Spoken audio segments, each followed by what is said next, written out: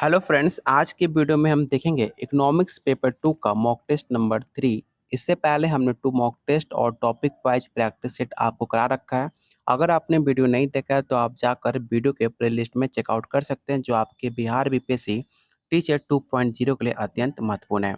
और आप लोग के लिए 15 से ज़्यादा प्रैक्टिस सेट नहीं बोल सकते। यहाँ पर आपको 30 प्रैक्टिस सेट आपको दिया जाएगा, जो आपको सिर्फ 101 रुपये में मिलेगा।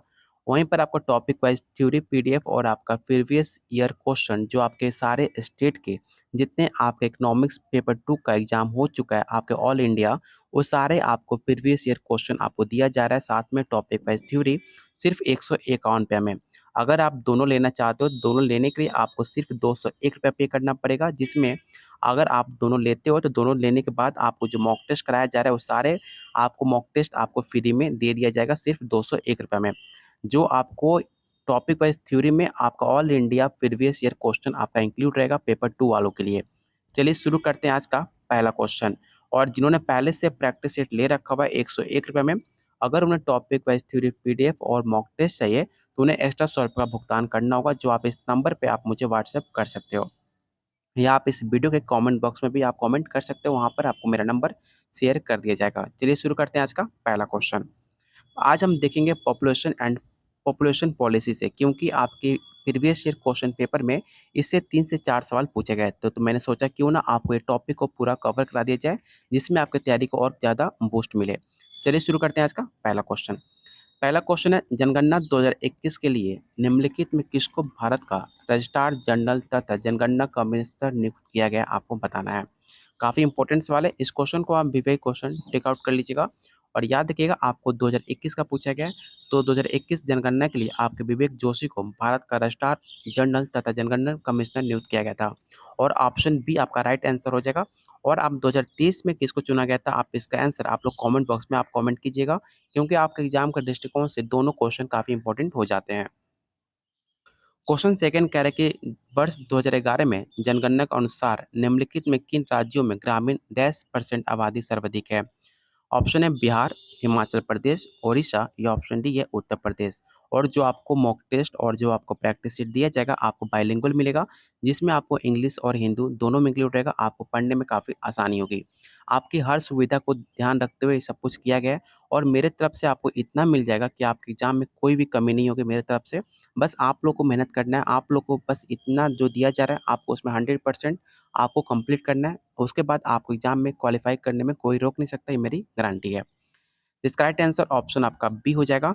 आपसे पूछा गया कि 2011 जनगणना के अनुसार ग्रामीण जनसंख्या की प्रतिशत कितनी है, तो आपके हिमाचल प्रदेश में ग्रामीण जो जनसंख्या है आपकी सबसे ज़्यादा इंडिया में 90% आपके हिमाचल प्रदेश के लोग गाँव में बिलोंग करते हैं।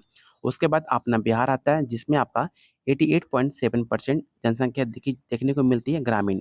उसके बाद आपका ऑप्शन आता है ओडिशा, उसके बाद आपका उत्तर प्रदेश, और लास्ट में आपका असम आता है। इसके अकॉर्डिंग आप इसका स्क्रीनशॉट आप जरूर रख लीजिएगा, आपके एग्जाम का दृष्टिकोण से काफ़ी महत्वपूर्ण है। और ये सवाल आपका एनटीए यूजीसी नेट जेआरएफ दिसंबर 2021 का पूछा हुआ सवाल है, आपका इकोनॉमिक्स पेपर 2 का।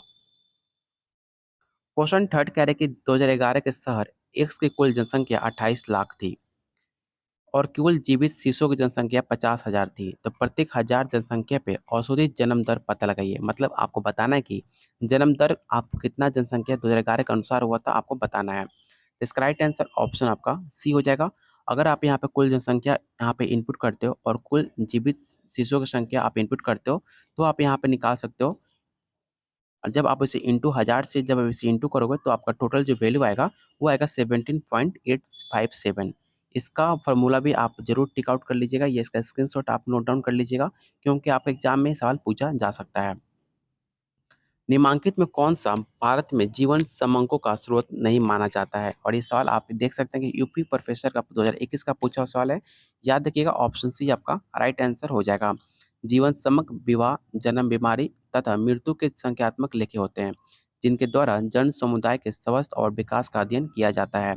जीवन समको का स्रोत निम्नलिखित है। आप इस 3 पॉइंट को आप जरूर नोट डाउन कर लीजिएगा, या आप इसका स्क्रीनशॉट आप रख सकते हैं अगर आपके पास इसका प्रैक्टिस सेट नहीं है तो। चलते हैं क्वेश्चन 5 पर। क्वेश्चन 5 कह रहा है, यदि निवल पुनरुत्पादनीय दर से एक कम हो तो क्या होगा।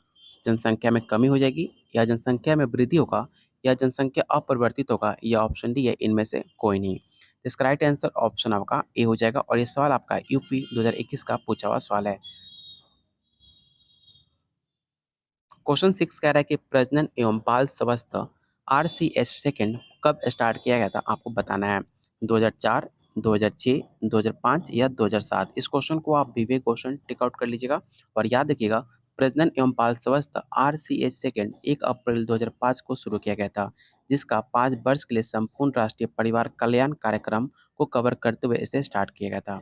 तो ऑप्शन सी आपका राइट आंसर हो जाएगा, अप्रैल 2005।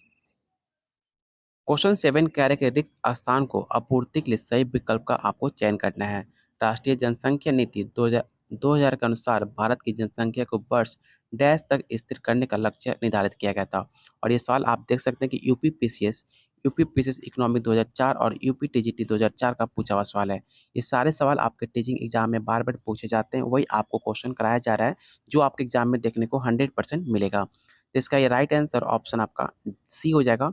राष्ट्रीय जनसंख्या 2000 के अनुसार भारत की जनसंख्या को 2045 तक स्थिर करने के लिए लक्ष्य निर्धारित किए गए हैं, जिसका मुख्य उद्देश्य आपका अल्पकालिक उद्देश्य था, मध्यकालिक और आपका दीर्घकालिक उद्देश्य था। इसका स्क्रीनशॉट आप रख लीजिएगा, 100% आपके इससे क्वेश्चन जरूर पूछे जाएंगे आपके पेपर में। क्वेश्चन 8 कह रहा है कि निम्नलिखित में भारत की कौन सी जनगणना जाति आधारित थी। काफी मोस्ट इंपोर्टेंट क्वेश्चन है और याद रखिएगा। और ये सवाल आप देख सकते हैं हरियाणा पीजीटी इकोनॉमिक्स पेपर 2 का पूछा हुआ सवाल है। ऑप्शन है 1931, 1951, 1971 या ऑप्शन डी है 1991। तब भारत में आखिरी बार 1931 में जाति आधारित जनगणना हुई थी, इसे आप जरूर याद रखिएगा, 100% ये क्वेश्चन देखने को मिलेगा। आज़ादी के बाद भारत सरकार ने जाति आधारित जनगणना पर रोक लगा दिया। प्रतंत्र भारत में अंतिम बार आपका 1941 में जनगणना हुआ था आपकी जाति आधारित, जो आपको उसके बाद कभी भी प्रकाशित नहीं किया गया। तो ऑप्शन आपका ए राइट आंसर हो जाएगा 1931। और आप लोगों से रिक्वेस्ट है कि जितने लोग आप वीडियो देख रहे हो तो प्लीज़ वीडियो को एक बार लाइक और अपने दोस्तों के साथ शेयर जरूर कीजिएगा। मुझे इससे मोटिवेशन मिलता है आप लोग के लिए और ज़्यादा अच्छे कंटेंट लाने के लिए। तो प्लीज़ आप लोगों से बस रिक्वेस्ट है कि प्लीज़ वीडियो को लाइक और शेयर कीजिएगा। और जिन्होंने चैनल को सब्सक्राइब नहीं किया तो प्लीज़ आप लोगों से रिक्वेस्ट है चैनल को जरूर सब्सक्राइब कर लीजिएगा।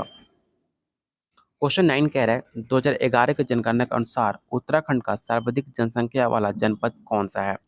ऑप्शन है अल्मोड़ा, देहरादून, हरिद्वार या ऑप्शन डी है उधम सिंह नगर। तो इसका राइट आंसर ऑप्शन आपका सी हो जाएगा। 2011 के जनगणना के अनुसार उत्तराखंड का सर्वाधिक जनसंख्या वाला जनपद हरिद्वार माना जाता है। तो सबसे ये आपका सी राइट आंसर हो जाएगा, ऑप्शन सी। और सबसे कम जनसंख्या वाला आपका जो हो जाएगा वो आपका जनपद हो जाएगा। इसे भी आप जरूर याद रखिएगा, आपके एग्जाम में दृष्टिकोण से काफी महत्वपूर्ण है। क्वेश्चन 10 कह रहा है कि भारत का सर्वाधिक जनसंख्या वाला राज्य कौन सा है। काफी इजी सवाल है, आप सबको पता होगा कि सबसे ज्यादा आपका जनसंख्या वाला भारत का राज्य जो है आपका उत्तर प्रदेश है। ठीक है, तो ऑप्शन आपका बी राइट आंसर हो जाएगा। उसके बाद पूछा जाता है कि उस उत्तर प्रदेश के बाद किसका नंबर आता है, तो आपके भारत आपका बिहार का आता है। सेकंड नंबर पे आपका बिहार आता है और तीसरे पे आपका पश्चिम बंगाल और चौथे पे आपका राजस्थान आता है। इस सारे स्टेटमेंट को आप जरूर याद रखिएगा, आपके एग्जाम के दृष्टिकोण से काफी महत्वपूर्ण है। वर्ष 2011 की जनगणना के अनुसार भारत की शहरी जनसंख्या कितनी मिलियन आकलित की गई थी, आपको बताना है। और इस क्वेश्चन को most important question tick out कर लीजिएगा, क्योंकि आपका जनगणना 2011 को लास्ट लिया गया था और उसी से आपको क्वेश्चन पूछे जाएंगे आपके पेपर 2 में। तो इसका राइट आंसर ऑप्शन आपका ए हो जाएगा। वर्ष 2011 के जनगणना के अनुसार भारत की शहरी जनसंख्या 377.1 मिलियन आकलित की गई थी। तो ऑप्शन ए आपका राइट आंसर हो जाएगा। और इस सवाल आपका उत्तराखंड मेंस 2020 का पूछा हुआ सवाल है। परिवार नियोजन नीति भारत सरकार द्वारा कब आविष्कार की गई थी, स्वीकार की गई थी। 1950, 1952, 1956 या ऑप्शन डी या 1962। तो आप सबको पता होगा 1952 में आपका भारत सरकार द्वारा इसे परिवार नियोजन नीति को स्वीकार किया गया था। तो ऑप्शन बी आपका राइट आंसर हो जाएगा। वर्ष 2011 के जनगणना के अनुसार उत्तराखंड का लिंगानुपात क्या था, तो ऑप्शन बी आपका राइट आंसर हो जाएगा। और आप लोग कमेंट कीजिएगा कि बिहार के आपका लिंगानुपात क्या है, उसका वैल्यू कितनी है, आप लोग कमेंट जरूर कीजिएगा। कमेंट आप लोग करते हैं तो आपका जो आंसर है आप लोग ऑटोमेटिक याद हो जाएगा और आपकी तैयारी कितनी है इससे भी पता आपको लग जाएगा। क्वेश्चन 14 कह रहा है कि किस दशक में भारत की जनसंख्या वृद्धि दर ऋणात्मक रही थी। मतलब आपको बताना कि ऐसा कौन सा साल था जिसमें भारत की जनसंख्या वृद्धि में आपके नेगेटिव पाई गई थी, मतलब घटाव पाई गई थी। तो वो जो टाइम था आपका 1911 और 1921 का, जिस समय भारत की जनसंख्या में वृद्धि दर आपके ऋणात्मक साबित हुई थी। तो ऑप्शन ए आपका राइट आंसर हो जाएगा। वर्ष 2011 जनगणना के अनुसार भारत का प्रति हजार पुरुष ग्रामीण लिंग अनुपात क्या था? और ये सवाल आपका यूपी पीसीएस 2019 का पूछा हुआ सवाल है। याद रखिएगा, वर्ष 2011 के जनगणना के अनुसार भारत का ग्रामीण लिंग अनुपात 949 हुआ करता था और उसमें जाकर 2011 के अनुसार भारत का लिंग अनुपात आपका 943 हो गया। तो ऑप्शन आपका डी राइट आंसर होगा। इसे भी आप जरूर याद रखिएगा। वर्ष 2011 की जनगणना के अनुसार शहरी क्षेत्र को परिभाषित करने में निम्नलिखित कसौटियों में से किसको अपनाया गया आपको बताना है। तब 5,000 न्यूनतम जनसंख्या बिल्कुल ही आपका सही है। पुरुष जनसंख्या का न्यूनतम 75% गैर कृषि कार्यों में संलग्न, बिल्कुल ये भी सही है आपका। तीसरा आपका कह रहा है डेंसिटी ऑफ पॉपुलेशन एटलीस्ट 400% पर स्क्वायर किलोमीटर, बिल्कुल आपका स्टेटमेंट ये भी सही है। चलिए और ऑप्शन देख लेते हैं। 4, तो यहाँ पर आपको 3 ही ऑप्शन दिए गए, आपको बताना है कि 3 ऑप्शन में कौन सा ऑप्शन सही है। तो बिल्कुल आपका 1, 2 और 3 बिल्कुल सही है, इसलिए इसका राइट आंसर ऑप्शन आपका बी हो जाएगा। क्वेश्चन 17 कह रहा है कि 2011 जनगणना की रिपोर्ट के आधार पर उत्तर प्रदेश में नगरीय जनसंख्या की हिस्सेदारी कितनी है? 9.3%, 11.8% या ऑप्शन सी है 13.5% या ऑप्शन डी 14.2%। तो इसका राइट आंसर ऑप्शन आपका बी हो जाएगा। 11.8% आपके उत्तर प्रदेश का नगरीय जनसंख्या का हिस्सेदारी माना जाता है। शिशु मृत्यु दर IMR, शिशु का अधिकतम आयु कितनी होनी चाहिए आपको बताना है। 1 माह, 6 माह, 12 माह या ऑप्शन डी है 7 माह। तो किसी क्षेत्र का एक वर्ष में प्रति हजार जीवित जन्मे शिशुओं की संख्या का अनुपात एक वर्ष या उससे कम उम्र वाले मृत शिशुओं की संख्या में उसे निकाला जाता है। जो आपके IMR होता है, एक वर्ष शिशुओं की मौतों की संख्या और एक वर्ष में जीवित जन्मों को जनसंख्या से आप जब इंटू करोगे तब आप इसका वैल्यू निकल के आ जाता है। तो ऑप्शन आपका सी राइट आंसर हो जाएगा, 1 साल। क्वेश्चन 19 कह रहा है कि 2011 जनगणना के अनुसार बिहार, पश्चिम बंगाल, दिल्ली राज्यों की जनसंख्या के घनत्व पर विचार करें तो निम्नलिखित में कौन सा क्रम सही है? आपको बताना है कि इनमें कौन सा क्रम सही है। अगर बात की जाए 2011 जनगणना के अनुसार सर्वाधिक घनत्व वाला राज्य जो है आपका दिल्ली है। वहाँ पर बहुत कंजेस्टेड लोग रहते हैं। आपने अगर दिल्ली गए होंगे तो आपने देखा होगा कि वहाँ की जो जनसंख्या है काफ़ी ज़्यादा कंजेस्टेड है। एक के घर के ऊपर एक घर चढ़ा हुआ है। मतलब एक भी हवा लेने का भी, साँस लेने की जगह वहाँ पर नहीं है। उसके बाद अपना बिहार आता है 1106। उसके बाद आपका देख सकते हैं यहाँ पे 11,297 है और उसके बाद 1106 है। काफ़ी डिफरेंस है, 10,000 का डिफरेंस है। इससे आप सोच सकते हो कि दिल्ली जो राज्य है कितनी ज़्यादा कंजेस्टेड है, क्यों वहाँ पर इतना पॉपुलेशन होता है, इससे भी आप आइडिया लगा सकते हैं। थर्ड पे आपका पश्चिम बंगाल आता है, उसके बाद आपका 860 केरल और आपका लास्ट में आपका 4th स्थान पे आता है उत्तर प्रदेश। उत्तर प्रदेश का रीज़न ये है कि क्योंकि वहाँ पे एरिया ज़्यादा है, इसलिए वहाँ पर ज़्यादा पता नहीं चल पाता है। क्वेश्चन 20 और आज का लास्ट क्वेश्चन रहेगा, आपको बताना है कि भारत में किस राज्य में शिशु मृत्यु दर सबसे कम है? ऑप्शन है महाराष्ट्र, गुजरात, गोवा, केरल। इस क्वेश्चन को आप विवेक क्वेश्चन टेक आउट कर लीजिएगा और याद रखिएगा, वर्ष 2016 में न्यूनतम शिशु मृत्यु दर वाला राज्य पहला स्थान पे आपका गोवा है, सेकंड पे केरल, मणिपुर, नागालैंड। ये सारे जो आपको ऑप्शन दिए गए हैं यहाँ पे जितने आपके पॉइंट दिए गए हैं, इसे आप ज़रूर नोट डाउन कर लीजिएगा। आपका एग्जाम का दृष्टिकोण से काफ़ी अत्यंत महत्वपूर्ण है। चलिए, बहुत सारे क्वेश्चन हैं लेकिन वीडियो काफ़ी लंबा हो जाता है, इसलिए मैं आपको सिर्फ 20 क्वेश्चन करा रहा हूँ।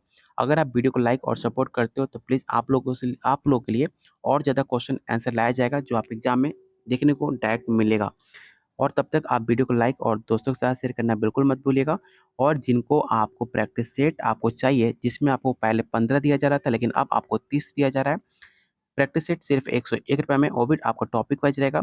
और टॉपिक वाइज थ्योरी पीडीएफ लेने के लिए और आपको all state previous year question लेने के लिए आपको सिर्फ 151 पे करना पड़ेगा। अगर आप दोनों साथ में लेते हो तो दोनों लेने के लिए आपको सिर्फ ₹201 पे करना पड़ेगा, जिसमें आपको मॉक टेस्ट जो है आपको फ्री में मिलेगा ₹201 में, जो आपको कराया जा रहा है सारे पीडीएफ। टोटल मेरे तरफ से आपके लिए एग्जाम में कोई कमी नहीं होगा, बस आप लोग तैयारी कीजिए, दिलो जान से आप लोग पढ़ाई कीजिए और आप इस बार सिलेक्शन लेके रहिए, क्योंकि ऐसा बिहार सरकार दोबारा मौका ऑल इंडिया कोई नहीं देगा।